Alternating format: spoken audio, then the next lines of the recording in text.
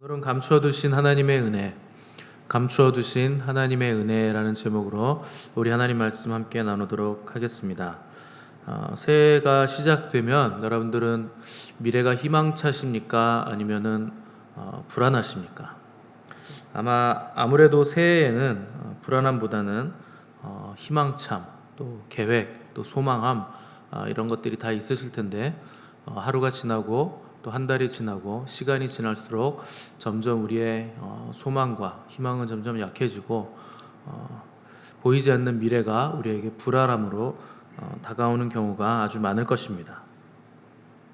사람들은 자신의 미래를 알고 싶어하는 욕망이 다 있습니다. 왜 그러냐면 이 불확실한 미래가 사람들에게 불안감을 유발하기 때문에 이 불안함을 없애기 위해서 미래를 먼저 알고자 하는 마음이 있습니다. 그래서 어떤 사람들은 오늘의 운세 같은 걸 보기도 하고 점집을 찾아다니기도 하고 여러 가지 미래를 알고 싶어하는 욕망을 자기의 나름대로 표현을 하는 겁니다. 그러나 하나님은 우리에게 미래를 주신 것이 아니라 현재를 주신 것입니다. 그래서 우리에게 허락된 것은 현재이지 미래를 먼저 보거나 먼저 살 수 있는 능력을 우리에게 주시지는 않았습니다. 그래서 미래는 하나님의 것이기 때문에 닫혀있는 미지의 세계가 바로 미래라 하는 것입니다. 그러나 이 미래가 열리는 사람들이 있는데 이 미래의 주인 되시는, 시간의 주인 되시는 하나님을 붙잡은 사람들에게는 이 미래가 불확실한 것이 아니고 소망이요 확실한 것이라 하는 것이 성경이 우리에게 말씀하고 있는 것입니다. 왜냐하면 하나님은 과거, 현재, 미래를 모두 주관하시는 영원하신 분이시기 때문에 그렇습니다. 예전에는 제가 문화생활을 좀 했는데 그때 뮤지컬을 가끔 보러 다니곤 했었거든요. 여러분 그 소극장 뮤지컬 말고 대형 뮤지컬을 보시면 무대가 엄청나게 큰데도 잠깐 불이 꺼진 사이에 세트가 막 확확 바뀌는 걸 볼 수가 있는데 무대 전체가 회전하기도 하고 또 위에서 뭐가 내려오고 또 밑에서 뭐가 올라오고 이런 무대 장치들을 통해서 얼마나 변화무쌍하게 무대가 바뀌는지 모릅니다. 또 최근에는 기술이 좋아져서 홀로그램까지 이제 무대에 접목돼서 그 무대 앞에 약간 투명한 막이 하나 이렇게 가리고 있어서 거기에 이제 빔을 쏴서 가상의 사람이 걸어다니기도 하고 또 과거를 회상하는 부분이 거기서 이렇게 스크린에 띄워지기도 하고 또 불이 나기도 하고 무대에 또 여러 가지 장치들이 아주 기가 막히게 이제 구현되는 것을 본 적이 있습니다. 또 그뿐만 아니라 조명과 음악 또 여러 가지 것들이 하나로 맞물리면서 이 한 작품의 공연을 위해서 얼마나 다양한 분야의 사람들이 이런 것들을 다 준비하는가 우리가 다 상상할 수 없을 정도로 많은 장치들이 지금은 계속 표현이 되고 있습니다. 근데 이 모든 것을 주관하는 사람이 이 무대 감독인데 이 무대 감독은 관객의 눈에 보이지 않습니다. 근데 이 감독의 명령하에 이 수많은 스태프들이 바쁘게 움직이면서 이 한 작품을 연출해 주기 때문에 우리가 아주 재밌게 역동적인 뮤지컬 작품들을 감상할 수가 있는 겁니다. 하나님이 우리 인생에 이런 역할을 하시는 겁니다. 마치 무대 감독처럼 그분은 보이지 않으시지만 우리를 위해 일하시고 또 우리의 대적들을 나를 대신해서 대신 싸워주시고 또 우리의 길을 선한 길로 인도해 가시면서 우리의 인생을 조율하시는 분이 바로 우리 하나님이십니다. 우리의 영적인 눈이 열려져서 하나님이 일하시는 것을 볼 수 있게 된다면 하나님께서 얼마나 바쁘게 일하시고 계신가, 얼마나 그분이 우리의 삶을 신실하게 인도하고 계신가 우리가 깨닫게 될 것이고 그때 우리는 미래 때문에 불안하거나 두려워하지 않고 안심하면서 우리의 삶을 살아갈 수가 있게 될 것입니다. 오늘 본문 16절을 보시면 다윗은 하나님께 요청을 했는데 주의 얼굴을 주의 종에게 비추시고 주의 사랑하심으로 나를 구원하소서 이렇게 요청을 했습니다. 이 세번역 성경에 보시면 주님은 환한 얼굴로 나를 보고 계십니다 이렇게 번역을 했습니다. 그러니까 다윗은 밝게 빛나는 주님의 얼굴을 봤다 하는 뜻입니다. 그런데 지금은 주님의 빛나는 얼굴을 뵐 수 없어 내가 심히 두렵고 떨리오니 주님 그 빛을 나에게 다시 한번 좀 비추어 주십시오 이렇게 간구를 하고 있는 겁니다. 이런 표현을 보시면 다윗이 항상 충만했다거나 항상 주님과 그 깊은 사귐 안에 있었다거나 하는 것은 아니었음을 우리가 알 수가 있습니다. 22절을 보시면 내가 놀라서라는 표현이 나옵니다. 그러니까 다윗도 깜짝 놀라고 또 쩔쩔매는 때가 있었다 하는 겁니다. 또 내가 놀라서 주의 목전에서 끊어졌다 하였사오나 또 이런 표현들이 나오는데 이것은 다윗이 완전히 좌절한 상태, 또 환난 때문에 주님과의 교제가 완전히 끊어지고 어둠으로 완전히 가라앉은 최악의 상태에 빠졌다 하는 것을 표현을 한 것입니다. 그럼에도 불구하고 22절 하반절을 보시면 내가 주께 부르짖을 때에 주께서 나의 간구하는 소리를 들으셨다, 또 이렇게 고백을 했습니다. 그러니까 다윗은 놀라고 쩔쩔매는 좌절의 그 자리에 그냥 머물러 있었던 것이 아니라 항상 다시 일어나서 이 좌절을 극복했는데, 그때마다 하나님은 다시 한번 그 환한 얼굴을 다윗에게 비추어 주심으로 다윗에게 응답해 주시고 하나님과의 관계가 다시 회복됐다 하는 것을 우리가 이 다윗의 시편을 통해 알 수 있는 겁니다. 우리가 지금까지 계속해서 다윗의 시편을 읽으면서 다윗의 삶을 자세하게 살피고 있는데, 아마 성경에서 다윗만큼 고난과 일어섬을 반복했던 그런 삶을 산 사람을 찾아보기가 어려울 겁니다. 다윗이 믿는 하나님은 지금 우리가 믿는 하나님과 동일한 하나님입니다. 그가 만났던 하나님은 오늘 우리가 만나는 하나님과 또 같은 하나님입니다. 근데 다윗은 끝까지 하나님을 신뢰하면서 넘어져도 다시 일어나고 고난이 와도 결국 믿음을 지켜낸 사람입니다. 그러면 그 하나님이 우리가 믿는 그 하나님이시고 그때 하나님이 지금 우리가 믿는 하나님과 같은 하나님이시라면 우리라고 다윗처럼 믿지 못할 이유가 없는 겁니다. 사실 다윗이 위대한 사람이긴 하지만 범죄한 것을 본다면 우리보다 훨씬 악독한 사람이 바로 다윗입니다. 여기 계신 분들 중에 누구 죽이려고 살인교사 내려보신 분 계십니까? 경험이 있으십니까? 아니면 다른 사람의 아내나 남편과 간음한 사람 있으십니까? 다윗은 이거 다 해본 사람입니다.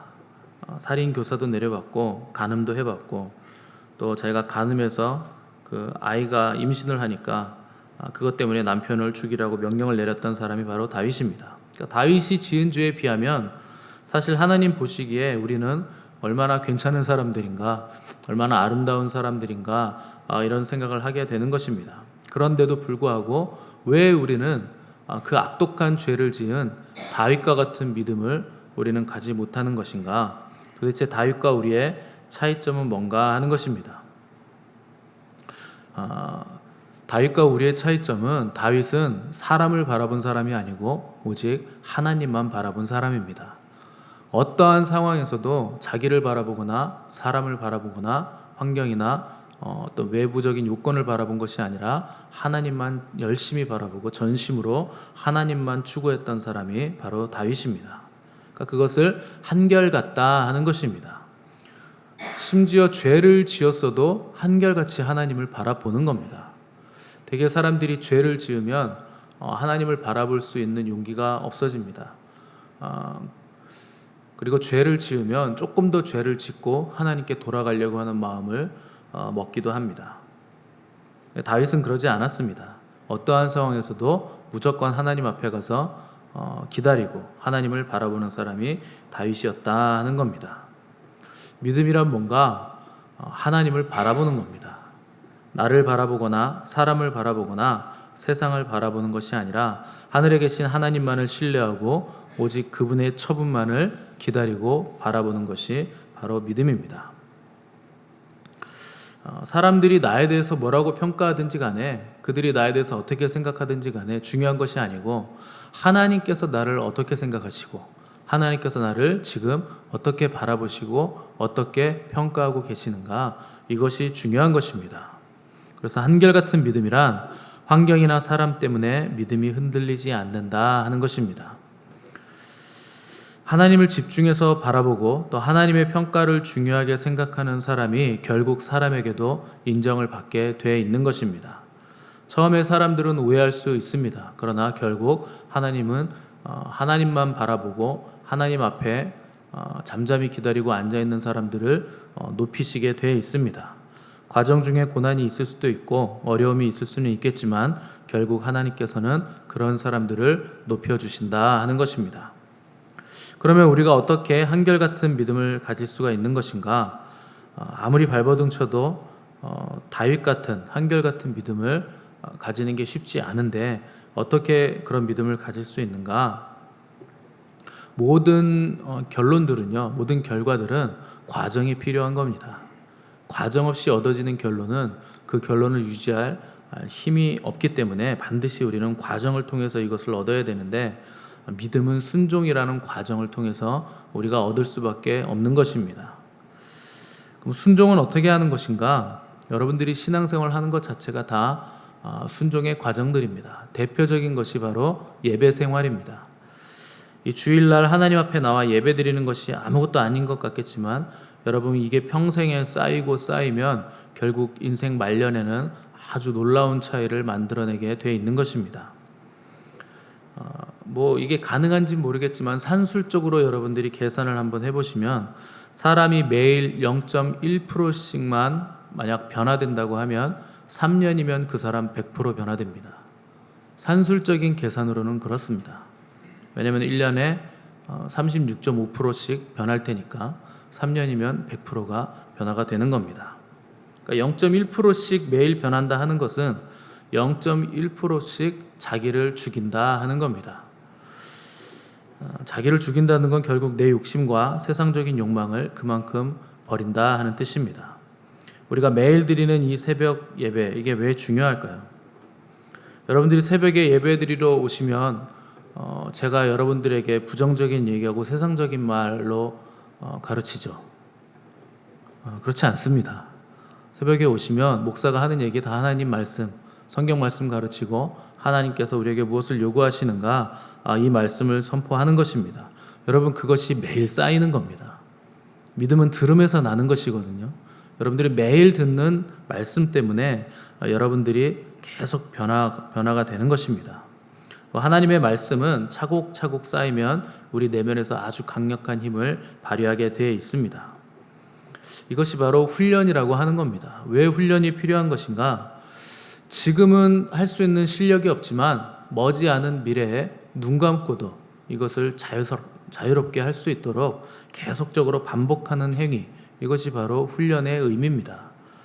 그러니까 하나님이 우리에게 훈련을 허락하시고 또 고난을 허락하시고 불같은 시험 한가운데로 통과하게 하시는 이유는 이게 다 훈련의 의미가 있는 겁니다. 그냥 눈 감고도 하나님 나라의 백성답게 거룩하게 살아갈 수 있도록 지금 반복적으로 우리를 훈련시켜 가시는 것입니다. 그래서 이 환난과 시련, 이 고난의 순간들은 감추어진 하나님의 특별한 은혜를 받을 수 있는 놀라운 기회입니다. 이것을 알고 있는 사람이 성도이고 이것을 깨닫는 사람들이 하나님의 백성들입니다. 근데 저속한 인생들은요, 고난이 오면 이 고난을 피하기 위해서만 급급한 겁니다. 그 고난에 감추어진 하나님의 깊은 은혜를 깨닫지도 못하고 그냥 내가 지금 가지고 있는 거 지키기에 바쁘고 나에게 다가오는 고난들 그거 회피하기 바쁜 인생이 바로 저속한 인생들입니다. 여러분 존귀한 인생을 사시기 바랍니다. 고난에 감추어진 하나님의 놀라운 은혜들을 깨닫는 삶을 사시기 바랍니다. 19절을 보시면 주를 두려워하는 자를 위하여 쌓아두신 은혜 곧 주께 피하는 자를 위하여 인생 앞에 베푸신 은혜가 어찌 그리 큰지요. 다윗은 이렇게 고백을 하고 있습니다. 여기서 주를 두려워한다 하는 것은 경외한다 하는 뜻입니다. 그러니까 경외하는 자들을 위하여 쌓아두신 은혜라 이렇게 표현을 했는데 하나님은 특별히 누구를 사랑하시는가? 하나님을 경외하는 자들을 하나님은 사랑하십니다. 하나님께서 우리에게 경외함을 요구하시는 이유는 그것이 지혜와 지식의 근본이고 행복함의 근원이기 때문에 그런 것입니다. 신약에서 믿음이라고 표현하는 단어들을 구약에서는 굉장히 다양한 단어로 표현하는데 구약에서 경외함으로 이 믿음을 표현하기도 했습니다. 경외함이란 단순한 두려움이 아니고 사랑 안에서 두려워하는 겁니다. 어떤 사람의 믿음이 올바른 믿음이라면 하나님을 두려움과 동시에 하나님을 사랑함, 이것이 있어야 됩니다.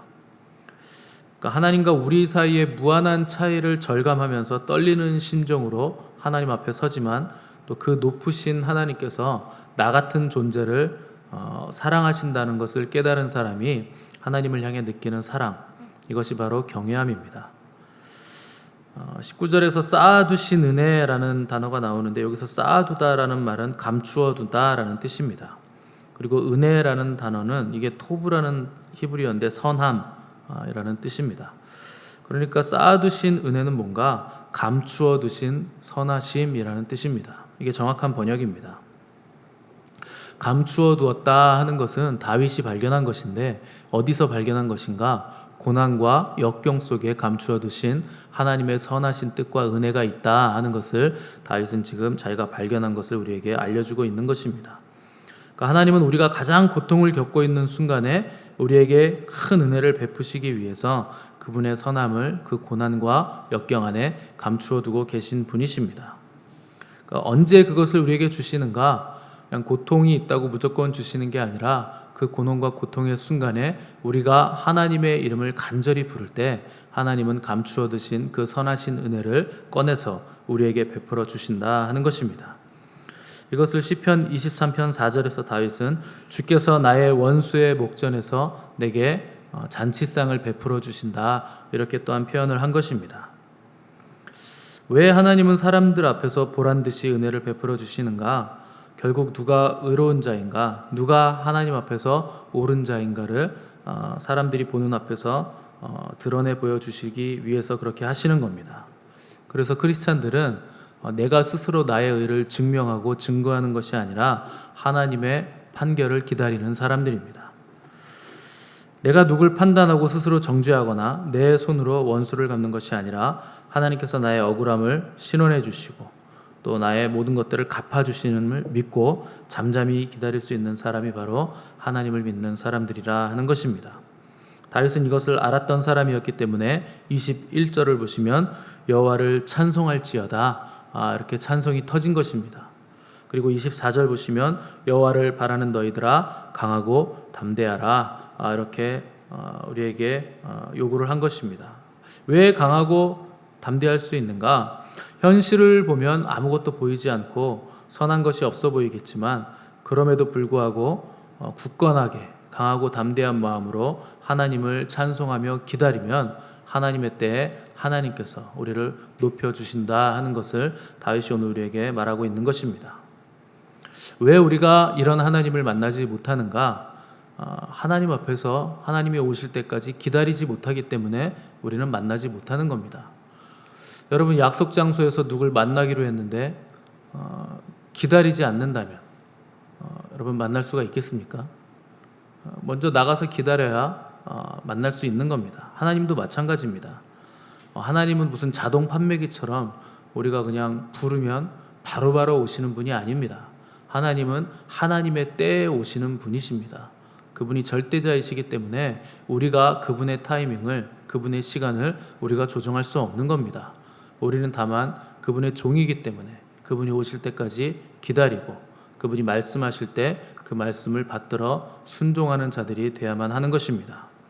근데 그런 하나님을 우리가 기다리지 못하기 때문에 하나님을 만나지 못하는 것입니다. 믿지 않는 사람들은요 절대 하나님을 기다릴 생각도 못하고 하나님이라는 존재도 그들은 알지 못합니다. 왜 믿지 않는 사람들이 돈 주고 아주 비싼 부적을 사서 붙일까요? 지갑에도 넣고 베개 속에도 몰래 넣고 이불 밑에도 넣고 심지어는 속옷 속에도 바느질 해가지고 몰래 그걸 넣고 여러분 그게 가장 빠르고 편리한 방법이기 때문에 그걸 하는 겁니다. 기다리거나 인격의 변화를 요구하는 일들을 하기 싫기 때문에 나는 그러기 싫기 때문에 그냥 그 방법을 쓰는 겁니다. 그런데 하나님을 믿는다고 하는 사람들이 마치 우상 섬기듯이 부적을 돈 주고 사서 갖다 붙이듯이 그렇게 믿으려고 하는 사람들이 얼마나 많은지 모릅니다. 하나님은 우리에게 인격의 변화를 요구하시고 성숙함을 요구하시는 분이십니다. 근데 내용 없이 인격의 변화 없이 믿음의 성숙함 없이 내 소원만 이뤄달라고 하나님께 계속 기도하는 사람들이 교회 안에도 너무나 많다 하는 것입니다. 내용 없이 내 소원만 이뤄주는 것을 우상이라고 부르는 겁니다. 그게 바로 우상이 하는 일입니다. 여러분, 하나님 앞에서 잠잠히 기다리실 수 있어야 됩니다. 그분의 뜻을 알 때까지 우리는 하나님 앞에서 무릎 꿇고 기다릴 수 있어야 됩니다. 하나님 앞에서 기다리는 사람들은 내 생각보다 하나님의 생각이 더 커지게 되어 있습니다.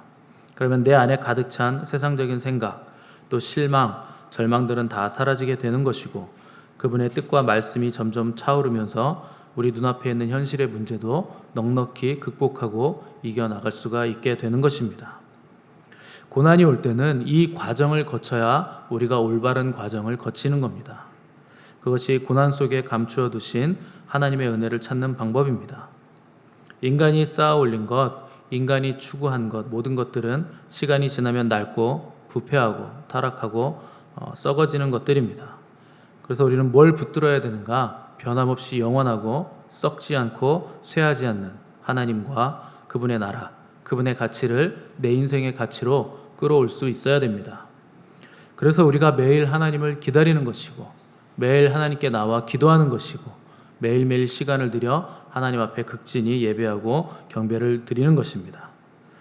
하나님의 가치, 하나님의 생각, 하나님의 관점에서 보면 우리에게 다가오는 이 시련과 환난, 이 모든 고난들은 우리를 더욱 성장시키고 우리를 더욱 거룩하게 만들고 결국 놀라운 하나님의 영광을 입게 해주는 통로가 될 뿐입니다.